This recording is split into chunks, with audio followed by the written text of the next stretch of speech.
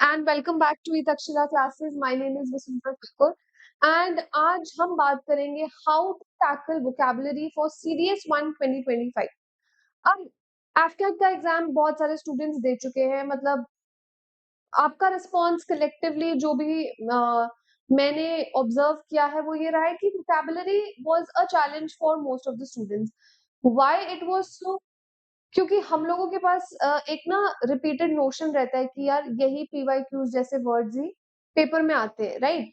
इस अजम्पशन के साथ जब हम तैयारी करते हैं तो हम एक ट्रैप में खुद को फंसा लेते हैं कि इससे बाहर हमने जाना ही नहीं, ये हमारा कंफर्ट जोन है, ये हमारा लिमिटेड जोन है and we are not going to step out of it.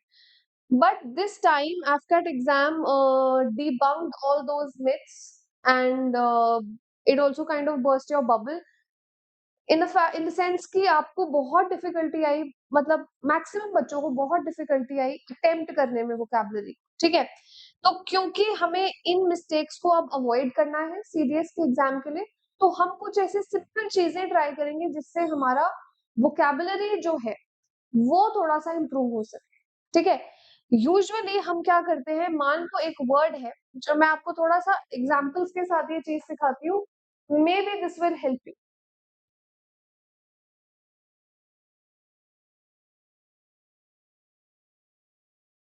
मान लो आपके पास एक वर्ड है शॉर्ट, ठीक है? जब आपके पास ये वर्ड है आप क्या करोगे, इसके सिनोनिम्स जब पढ़ोगे आप पढ़ोगे ब्रीफ, कंसाइज, टर्स, ठीक है?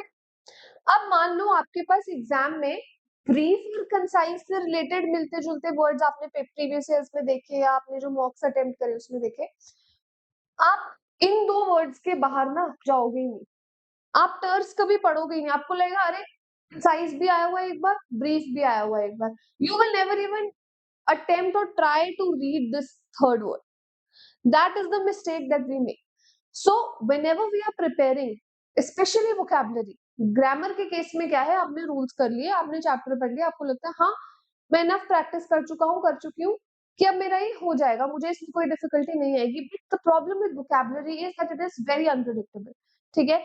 अभी हमने कुछ टाइम से रिसेंट चेंजेस में सीडीएस के एग्जाम में क्या नोटिस करना शुरू करा है कि 120 क्वेश्चंस का अगर पेपर है, राइट, तो इसमें से ज्यादातर क्या है कि हम सोचते हैं ऐसा कि वोकैबुलरी के 10 एंटोनिम्स, 10 सिनोनिम्स, 10 इडियम्स, 30 क्वेश्चंस तो आए होंगे। ऐसा नहीं है। आपका वोकैबुलरी इतना स्कैटर्ड वे में अब आने लग गया पेपर में कि कहीं फॉरेन वर्ड्स आ जाएगा, कहीं मैचअप्स के फॉर्म में आ जाएगा। फिल इन द ब्लैंक्स में भी कई बारी वर्ड्स जो होते हैं वोकैबुलरी बेस्ड होते हैं, तो वोकैबुलरी होल्ड्स वेटेज। अगर आप अभी भी इस थॉट में हो कि हम वोकैबुलरी को टोटली स्किप कर देंगे, सिर्फ ग्रामर के भरोसे पेपर निकाल लेंगे, तो प्लीज अभी भी टाइम है, थोड़ा सा वोकैबुलरी पे ध्यान देना शुरू कीजिए। दूसरी चीज, ये जो आप एक वो बना लेते हो ना धारणा कि भाई मुझे तो वोकैबुलरी आती नहीं है, मेरे से लर्न होता ही नहीं है, तो मैं अभी करूंगा भी नहीं, करूंगी भी नहीं, है ना? इस चीज से जरा बाहर निकलिए। देखिए, अगर पेपर जब आपको एक लेवल पे दिया जा रहा है कि भाई आप सब लोग इस पेपर के लिए बैठ रहे हो, तो आप सबका दिमाग उसी लेवल का है, ठीक है? बहुत सारे बच्चे मैंने देखा है वोकैबुलरी से बहुत ज्यादा डरते हैं कि हमसे ये होगी नहीं, हमने कभी करी नहीं, तो हम करेंगे भी नहीं। जब तक आप इस थॉट के साथ बैठे रहोगे, जब तक आप इस डर के साथ बैठे रहोगे, तो आपको प्रॉब्लम आएगी ही आएगी। उसका बेस्ट सोल्यूशन अब क्या है? बेस्ट सोल्यूशन यही है कि धीरे धीरे करके वर्ड्स को पढ़ना शुरू कीजिए। ऐसा नहीं है कि आज आप सोचो कि मैं पेपर से एक हफ्ता पहले 15-20 हजार वर्ड्स लर्न कर लूं, या 15-20 हजार वर्ड्स को मैं रट लूं तो मेरी वोकैबुलरी अच्छी हो जाएगी। ऐसा नहीं है, एक दिन में कोई ऐसा मिरेकल मैजिक नहीं होने वाला। तो अभी से अगर आप 10-10, 15-15 वर्ड याद करने शुरू करोगे, तो फिर भी पॉसिबिलिटी है कि पेपर वाले दिन तक आपकी एक पूरी एक्सपैंडेड लिस्ट जो है वो तैयार हो जाए, ठीक है? What you need to do here is कि आपको कोशिश करनी है कि जितने भी वर्ड्स आपके पास है या जितने भी वर्ड्स आप कहीं से सीख रहे हो, पढ़ रहे हो, उसको आप अपनी डेली लैंग्वेज में इनकॉर्पोरेट करो, ठीक है? हमेशा मैं एक चीज बोलती हूँ, मैं हर स्टूडेंट को स्पेशली जो तैयारी शुरू करते हैं उनको ये सजेस्ट करती हूँ कि आपने ना ऑब्जर्वेशनल रहना। ऑब्जर्वेशनल से मेरा क्या मतलब है कि हम लोग क्या करते हैं कि सिर्फ पीवाईक्यूज पे कंप्लीटली डिपेंडेंट हो जाते हैं या एक आधी बुक पे डिपेंडेंट हो जाते हैं कि यही हमें बस पार करा देगी हमारी नैया कि भाई यही इसी में से आता है, इसी में से आएगा। ऐसे बहुत सारे मिसलीडिंग सोर्सेस भी होंगे जो आपको बोलेंगे कि यही कर लो, बस इसी में से आएगा, ऐसा कुछ नहीं है। ठीक है, किसी को नहीं आइडिया होता कि कहाँ से आएगा। कई बार ये जो वर्ड सेंटेंसेस होते हैं ये न्यूज़पेपर से डिराइव करे जाते हैं, कई बार ये पुराने पेपर्स के आर्काइव से, कई बार ये और कॉम्पिटिटिव एग्जाम से लिए जाते हैं। तो आप कोई भी गेस इसमें सही तरीके से नहीं लगा सकते। आप जो कर सकते हो वो ये है कि आप अपनी तैयारी बढ़िया रखो। बीइंग ऑब्जर्वेशनल पे आते हैं। बीइंग ऑब्जर्वेशनल का मतलब है कि आपके आसपास जो चीजें हैं, आसपास कई ऐसे वर्ड्स हैं, जब आप साइंस भी पढ़ रहे हो, ठीक है, अब आप एक वर्ड पढ़ते हो, फिक्शनल फोर्स पढ़ रहे हो आप बड़े टाइम से, टाइप्स ऑफ फोर्सेस में आप फिक्शनल फोर्स पढ़ रहे हो, बहुत से बच्चों को पता नहीं फिक्शनल है क्या। अब यही फिक्शन ग्रामर में भी आता है या इंग्लिश में भी आता है, वोकैबुलरी में। तो आप हमेशा वर्ड सुन रहे हो पर आपको मीनिंग नहीं पता, ना आपने उसको कभी समझने की कोशिश करी। ठीक है, आपके आसपास इतने सारे जगहें हैं, इतने सारे बोर्ड्स हैं, इतने सारे कैफेज हैं जिनके क्या क्या क्या क्या नाम है, लेकिन you do not take that effort, you do not make that effort to actually understand why it is called so और why is it named so। जिस दिन आप ये ऑब्जर्वेशनल स्किल अपने अंदर ले आओगे ना, आपका आधा इंग्लिश का जो फोबिया है वोकैबुलरी रिलेटेड वो ठीक हो जाएगा। Of course it's not humanly possible कि आपको सारे ही वर्ड्स पता होंगे, but at least you will get somewhere. ठीक है, अब ये तो बहुत कॉमन प्रैक्टिस है जो आप लोगों को करनी चाहिए, is that you have to be observational. जो आपके आसपास है, जो आपके आसपास चल रहा है, उसको समझना, उसको जानना, तो I think should be your first hand priority. Newspapers yes बहुत हेल्प कर सकते हैं। तो मैं आपको एक पॉइंट वाइज बताती हूँ कि आपको क्या करना चाहिए।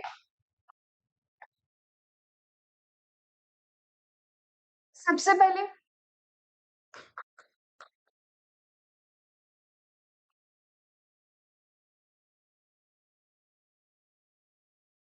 B observation.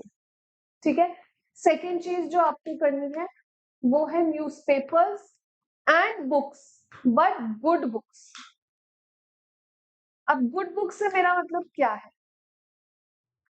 गुड बुक से मेरा मतलब है कि जो भी आप बुक पढ़े वो ऐसी हो जिसमें वोकैबुलरी, या मैं सिर्फ बुक्स मतलब ये नहीं है कि आप so and so author, so and so reader, जो मतलब कॉम्पिटिटिव एग्जाम्स के लिए बुक्स होती है, सीडीएस के लिए थी, वो मेरा मतलब नहीं है। बुक्स, नॉवेल्स आप पढ़ते हैं या कुछ भी पढ़ते हैं, तो ऐसी जो आपकी वोकैबुलरी को एनरिच करे। ठीक है, जो आपकी वोकैबुलरी को एनरिच करे, जो आपको सिखाएं कि यार ये भी शब्द यूज हो सकते हैं, राइट। अगर आप कोई सा भी जॉनरा पढ़ रहे हैं, make sure that it enriches your vocabulary, and if you want that vocabulary to be retained in your mind, then whenever you read a book, have a pen or pencil in your hand, keep underlining those words, write down their meanings, and try to use them in your daily language। Okay, next is integration.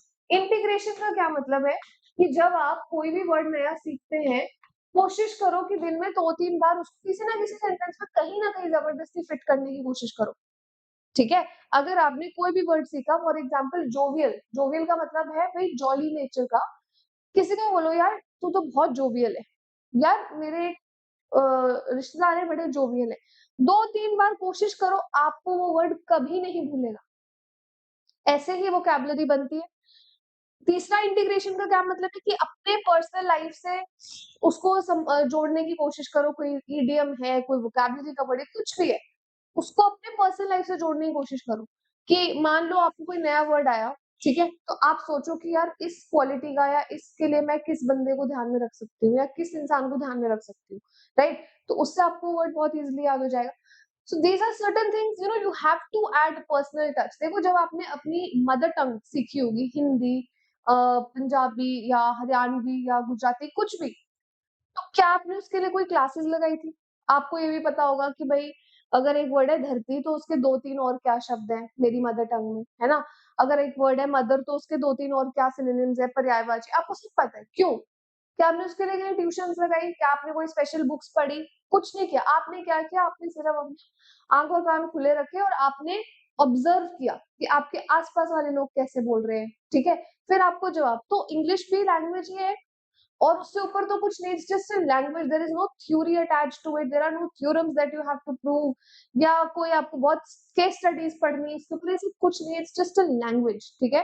और competitive exam की English की सबसे बड़ी खास बात होती है कि आपको कोई पीएचडी तो करनी नहीं है इस लैंग्वेज में, आपको बस उतना है, which is syllabus oriented, which is syllabus restricted, तो बस उतना ही करो, ठीक है। ग्रामर अगर आपने कर लिया और अब vocabulary is being a trouble for you, then make sure कि एवरी डे आप इतने वर्ड्स तो कर ही लेंगे, और गिव अप नहीं करना है, ठीक है। हमने 4 वीडियोस देखी, 5 वीडियोस देखी, अब आपको लग रहा है कि नहीं हो रहा है, मेरे को लर्न नहीं हो रहा है, तो छोड़ ही दो इसको, ऐसा नहीं है, इट विल टेक टाइम, ठीक है। कि आपको थोड़ा तो टाइम लगेगा ना, उसको दिमाग में सेटल होने देने को टाइम तो देना ही पड़ेगा।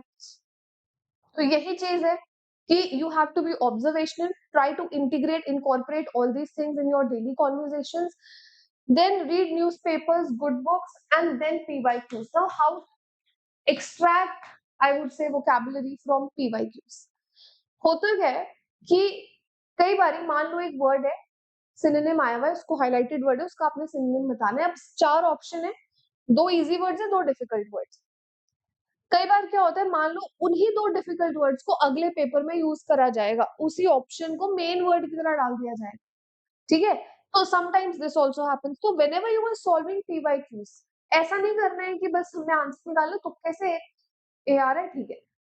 उसको सोचो कि अगर उसका आंसर ए है, बी, सी और डी में ऐसा क्या था कि नहीं है, और बी, सी, डी नहीं है, तो इसका क्या आंसर होना चाहिए, ये किसके सिनोनिम्स हैं, इनके क्या एंटोनिम्स हो सकते हैं, राइट। आप पार्ट्स ऑफ स्पीच की वीडियो अगर कर रहे हो, ठीक है, अगर आप कोई पेपर सॉल्व कर रहे हो, या आप कोई मॉक लगा रहे हो, कुछ भी कर रहे हो, एग्जाम्पल दे रही हूँ पार्ट्स ऑफ स्पीच का, कि आप मान लो पार्ट ऑफ स्पीच कर रहे हो और उसमें कोई ऐसा वर्ड आ गया जो आपको नहीं पता, तो ये नहीं कि मैं वोकैबुलरी थोड़ी कर रहा हूँ या वोकैबुलरी थोड़ी कर रही हूँ जो इस वर्ड पे ध्यान दो, ये तो बस पार्ट ऑफ स्पीच के आंसर से मतलब है। ये जब आप एक थॉट रखोगे ना दिमाग में, कि ये अप्रोच रखोगे, तो things are never going to work in your favour.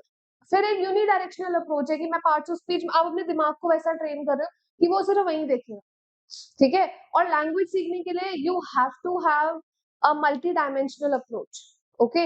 हर तरीके से, किसी भी तरीके से आपको क्वेश्चन आपके सामने आ जाए, your brain should be able to at least comprehend it कि करना क्या, ठीक है। तो वोकैबुलरी के लिए हम इस चैनल पे भी सेशंस लगाएंगे। मेक श्योर कि आप 12:30 रोज मेरे साथ क्लासेस लगाइए।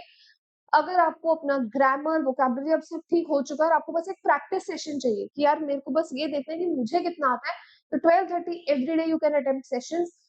अगर आप कल सेशन लगाने वाले हो, तो tomorrow we are going to have a session on idioms and phrases, ठीक है। तो इडियम्स एंड फ्रेजेस पे पूरा बढ़िया सेशन रहेगा, एंड नॉट योर पीवाईक्यूज या कुछ ऐसे की जो हमने 36 बार कर लिए हैं। तो पीवाईक्यूज मुझे पता है आप इंडिविजुअली कर रहे होंगे, एंड डोंट एक्सपेक्ट कि मैं सारी पीवाईक्यूज, कि इतना तो मैं आप पे ट्रस्ट कर सकती हूँ कि आप अपनी अकाउंटेबिलिटी पे अब पीवाईक्यूज कर चुके होंगे। So what you are going to do with me are going to be fresh questions, new questions, and if you really want to improve your vocabulary, then keep watching my live sessions, and we will have different takes, different perspectives on how to improve and increase our vocabulary, ठीक है। आपको और भी अगर इस तरीके के कुछ डाउट्स हैं तो आप कमेंट सेक्शन में लिख सकते हैं, और वोकैबुलरी के साथ साथ ग्रामर भी हम इसी चैनल पे कवर करेंगे 12:30, so you have to stay tuned every day. Thank you so much, everybody. If you have any sort of feedback, let me know in the comment section, and I will see you next time. Take care and Jai Hind.